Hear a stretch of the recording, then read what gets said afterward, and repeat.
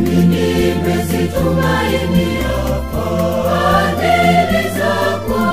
Moyo wangu na ufurahie wokovu wako, nami nimezitumainia fadhili zako. Moyo wangu na ufurahie wokovu wako. Leo tarehe 1 mwezi wa 5, Mama Kanisa anamkumbuka Mtakatifu Yosefu Mfanyakazi, mume wa Bikira Maria na mlezi wa Yesu Kristo. Alizaliwa katika ukoo wa kifalme wa Daudi, ingawa tarehe kamili ya kuzaliwa kwake haijajulikana. Mapokeo ya kanisa yanakisia kuwa alizaliwa karne ya kwanza katika eneo la Galilaya karibu na Nazareth au Bethlehem. Maandiko matakatifu katika kitabu cha Mathayo sura ya 1 aya ya 16 yanamtaja baba yake kuwa aliitwa Yakobo. Yosefu alilelewa katika mazingira ya Kiyahudi yaliyozingatia sheria za Mungu, na tangu ujana wake alijulikana kwa maisha ya haki, unyenyekevu na uaminifu.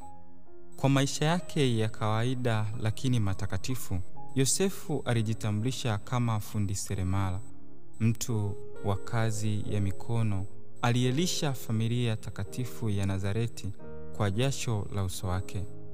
Alikuwa mlinzi mwaminifu wa Yesu na Maria, akitimiza majukumu yake kwa utulivu na utii kwa mapenzi ya Mungu. Ingawa hakuongea hata neno moja lililorekodiwa katika Injili, maisha yake yenyewe yanahubiri ujumbe wa utakatifu katika hali ya kawaida ya maisha ya kila siku. Katika kuthamini nafasi ya kazi na heshima ya wafanyakazi, Papa Pius wa 12 mwaka 1955 aliweka sikukuu ya Mtakatifu Yosefu Mfanyakazi iadhimishwe tarehe 1 Mei sawa na siku ya wafanyakazi duniani. Hili linakuwa tamko la kiimani kwamba kazi ya mikono ina thamani ya kiroho na kwamba kila kazi halali inaweza kuwa njia ya neema na utakatifu. Yosefu anabaki kuwa mfano wa baba mwema, mfanyakazi mwaminifu na mlinzi wa familia. Waamini wote, hasa wale wanaofanya kazi za kawaida na wale wanaolea familia katika changamoto mbalimbali, wanahimizwa kumtazama Yosefu kama msimamizi na mlinzi wao.